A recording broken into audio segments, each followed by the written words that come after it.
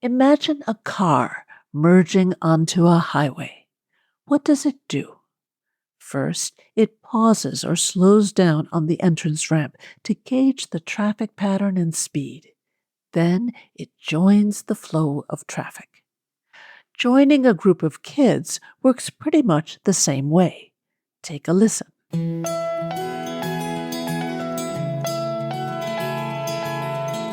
Kids Ask Dr. Friendtastic! Hi there, I'm Dr. Eileen Kennedy Moore, also known as Dr. Friendtastic. I'm an author and clinical psychologist based in Princeton, New Jersey. Each week on the Kids Ask Dr. Friendtastic podcast, I answer a question from a kid about making and keeping friends. If you have a question you'd like me to answer, you can send it in at drfriendtastic.com/submit. That's drfriendtastic.com/submit. Here's today's question. My name is Addison, and I am 9.5 years old, and I have a hard time joining groups and making friends at lunch and recess. Can you please help me? Hi, Addison. Thanks for sending in your question. When you're watching all the other kids playing together and you're on the outside of the action, you might feel left out and lonely. You might also feel anxious and self-conscious if you want to join, but you're not sure how. Luckily, based on watching lots of kids on the playground, scientists have figured out for us the specific strategy that kids use to join a group. Watch, then blend. Watch what the other kids are doing, then slide into the action without interrupting. We have to do both steps. Getting back to the car merging onto the highway, what would happen if the car didn't watch and just barged into traffic? Yikes, that would cause a big crash. That would be like a kid trying to join a group playing soccer by grabbing the ball and running off with it. Not a good idea. That would wreck the game and make everyone mad.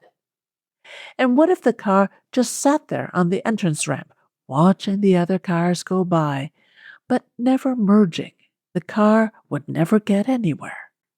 That would be like a kid just watching others play and staying apart. So, what might watch then blend look like? Suppose a group of kids are playing tag. You could watch to see who's it and what the boundaries are, then just start running around to join the fun.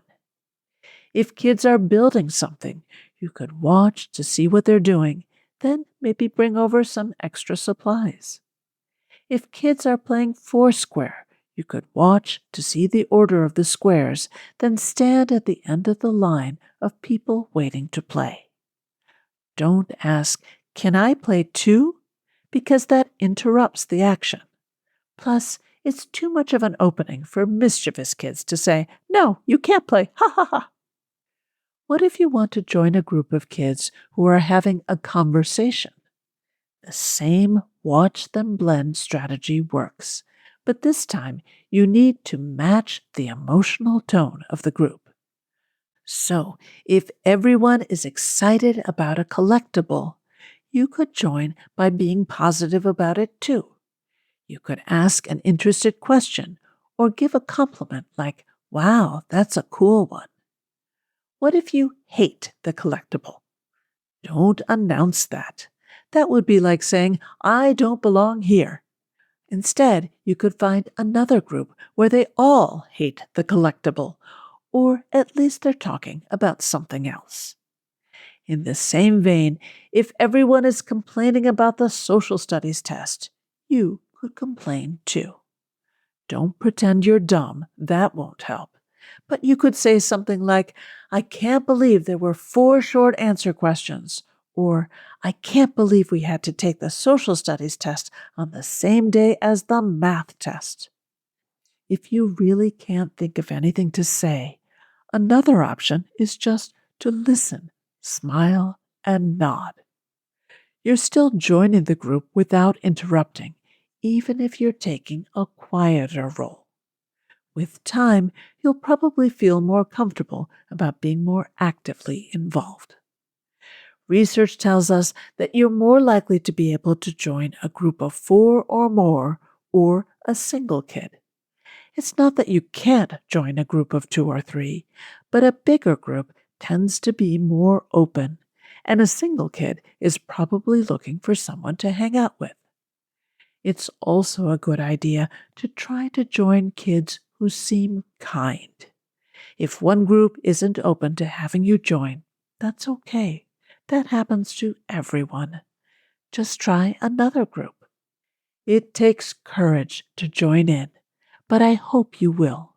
Staying apart can be lonely for you, and you're also depriving other kids of all the fun and caring you have to offer.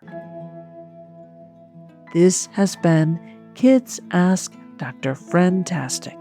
You can learn even more about friendship through my funny and practical books for kids, Growing Friendships, a kid's guide to making and keeping friends, and Growing Feelings, a kid's guide to dealing with emotions about friends and other kids.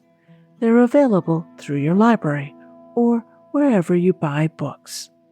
Parents, check out the show notes for a link to get my free guide featuring 12 ways to help your child make friends.